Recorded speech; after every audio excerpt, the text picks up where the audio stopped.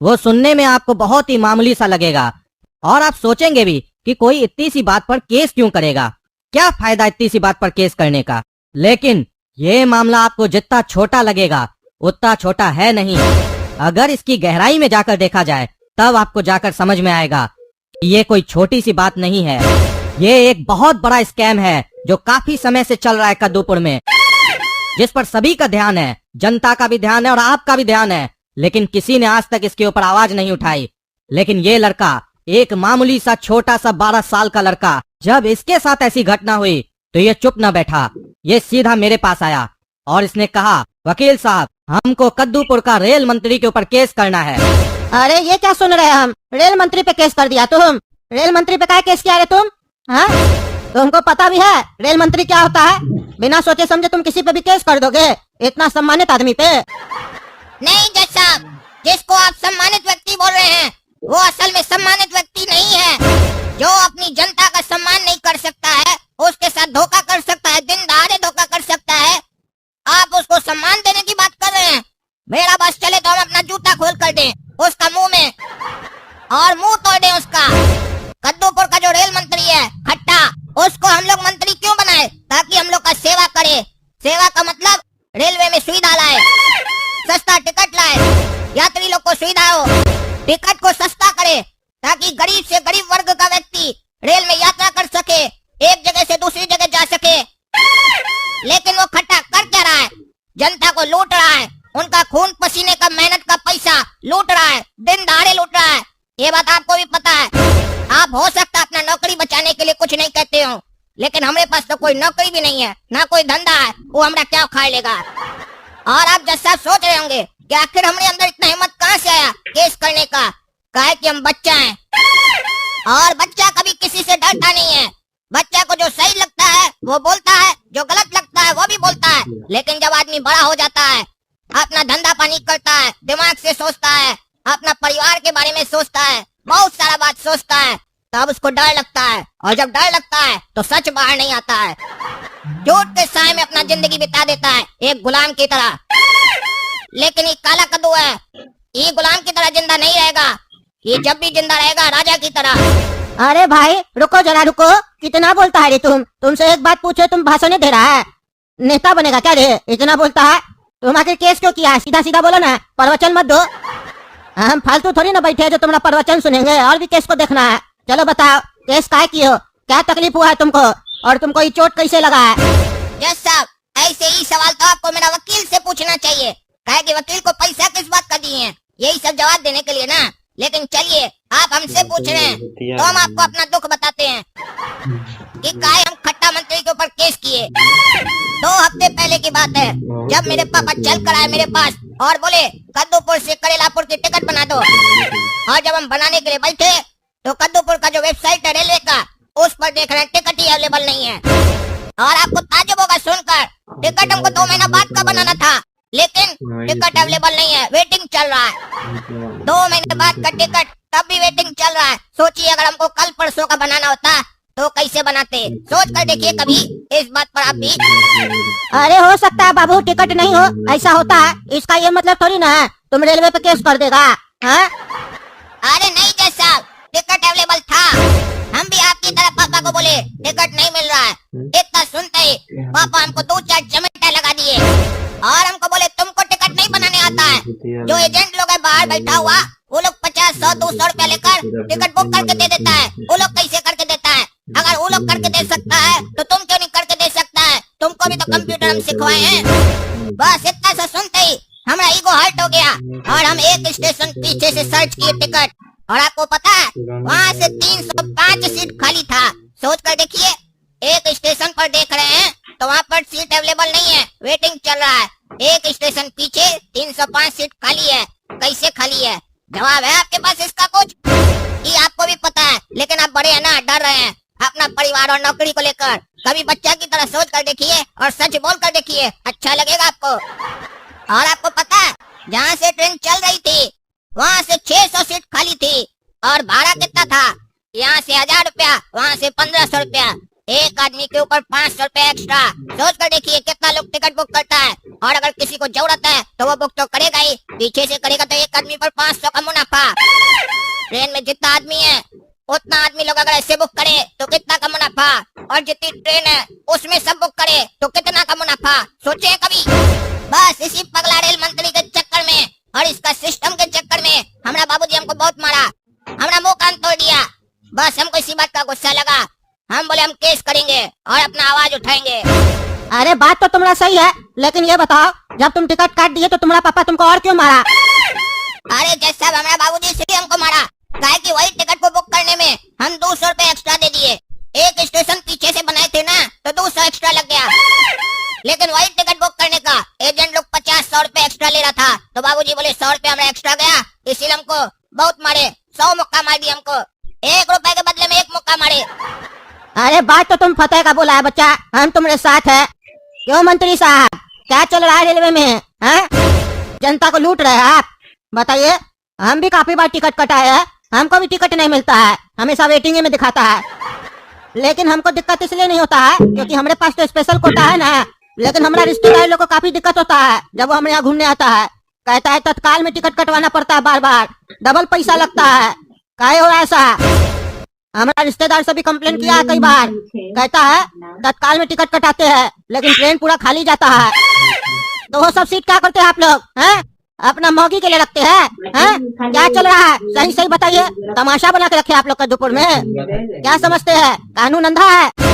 वो पट्टी पहना है, अंधा नहीं है, दिखाई देता है, बस कुछ बोलता नहीं है क्योंकि कद्दूपुर का कानून ही वैसा है, बोल नहीं सकता है। लेकिन हम बोलेंगे क्योंकि हम ईमानदार जज है और सजा भी सुना देंगे।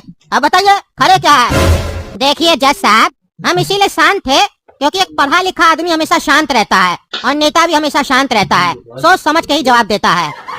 अरे ये जो आप बोले पढ़ा लिखा आदमी हमेशा शांत रहता है, तो हम तब से जो बोल रहे हैं आपका कहने का मतलब है हम गंवा रहे हैं? हाँ? क्या कहना चाहते हैं आप? और आप क्या कह रहे हैं नेता आदमी शांत रहता है? नेता कब से शांत रहने लग गया? वो तो पैजामा से बाहर निकल के बात करता है। अरे जज साहब, थोड़ा अपना लैंग्वेज पे ध्यान दीजिए और सुनिए, जनता को कितना भी फैसिलिटी दे देना, जनता का मन नहीं भरता है, काहे कि उसको सब चीज फ्री में चाहिए ना। फ्री में खाने का आदत हो गया है। आप ही देखिए हम लोग चुनाव के टाइम में कैसे बेवकूफ बनाते हैं कि 5 किलो चावल फ्री देंगे, 2 किलो आटा फ्री देंगे, तो वो जनता हम लोग को वोट दे देता है। तो जनता को खाली फ्री चाहिए सब चीज, और अभी हम बोल देंगे रेलवे में सीट फ्री, तो देखिएगा कैसे सीट भर जाएगा। फ्री हमेशा इलेक्शन के समय दिया जाता है, जीतने के बाद थोड़ी ना दिया जाता है।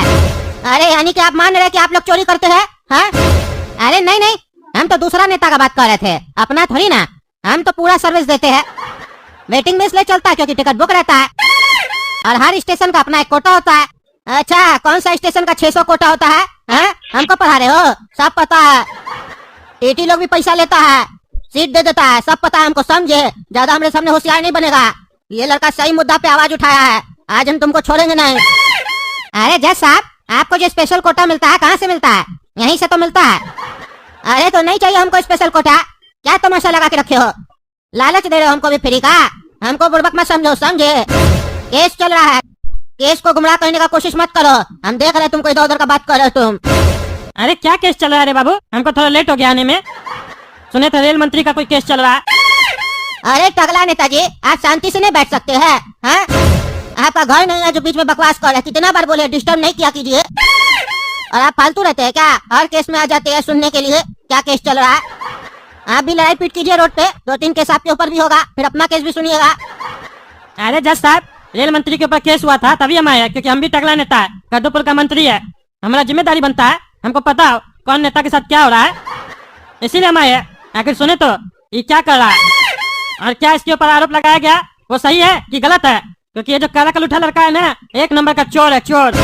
अरे टकला, चोर तुम है और ये रेल मंत्री है, काहे कि ये भी तुम्हारा दोस्त है ना और तुम्हारी पार्टी का है ना, तो चोरी तो करेगा ना। इसका बाबूजी तो तुम है ना जो चोरी सिखाया इसको।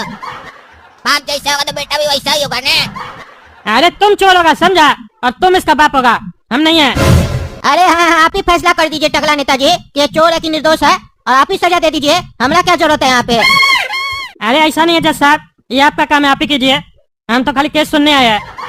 अरे सुनने आए तो सुनिए ना, बोल क्या रहे हैं? ज्यादा जबान चलता है आपका, शांति से रहिए। और आप बताइए मंत्री जी, आपको अपना सफाई में कुछ कहना है? नहीं तो हम आपको सजा सुना देंगे।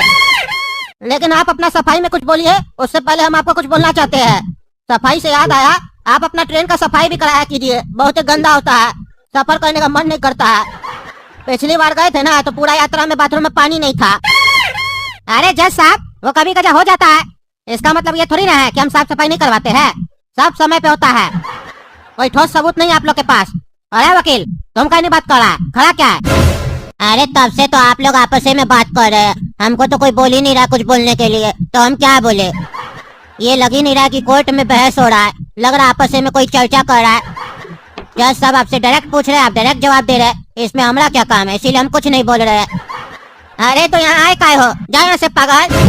अरे जज साहब, हम क्यों जाए? हमको आप कुछ बोलने बोलिएगा तब ना हम बोलेंगे, हम बीच में डिस्टर्ब नहीं करते हैं, नहीं तो आप बार बार बोलते हैं हम ईमानदार जज है, जेल में डाल देंगे। बार बार बोलेंगे contempt of court, contempt of court, हमको डर लगता है आपसे बहुत। अरे तो पागल, बोलो बोलो, क्या कहना चाहते हो तुम, क्या कहना चाहते हो?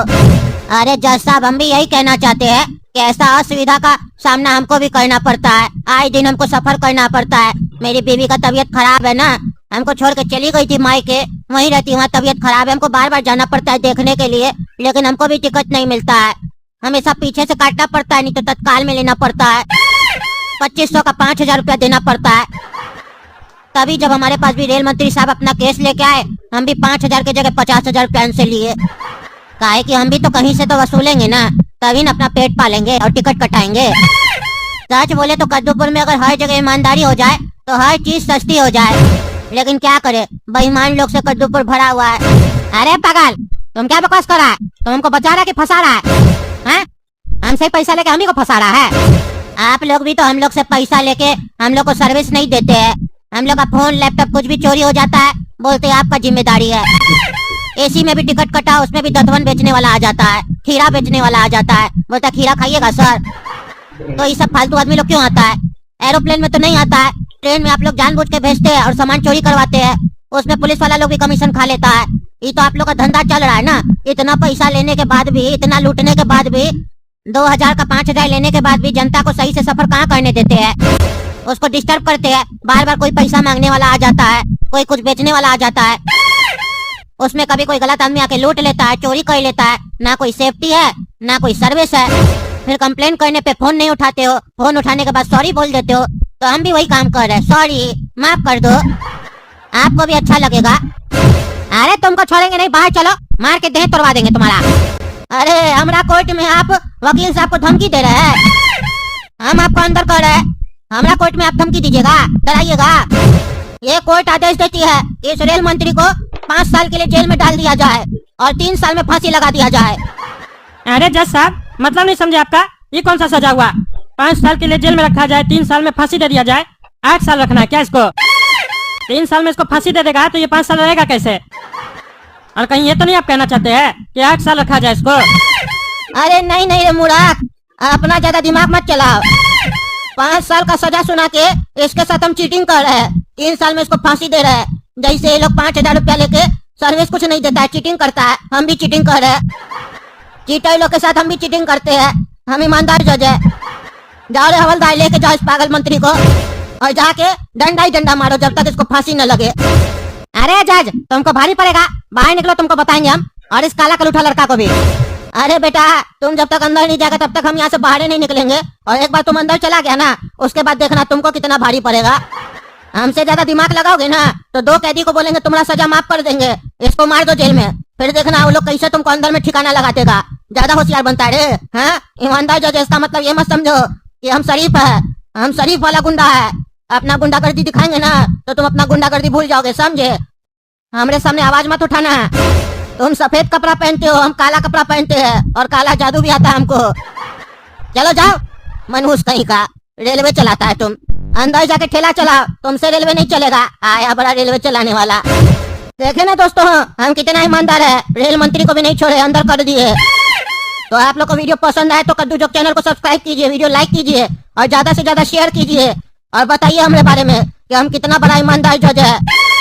कद्दूपुर में हमसे कोई नहीं बच सकता है, हमारे जैसा जज होना चाहिए, ऐसा कमेंट करके बोलिए।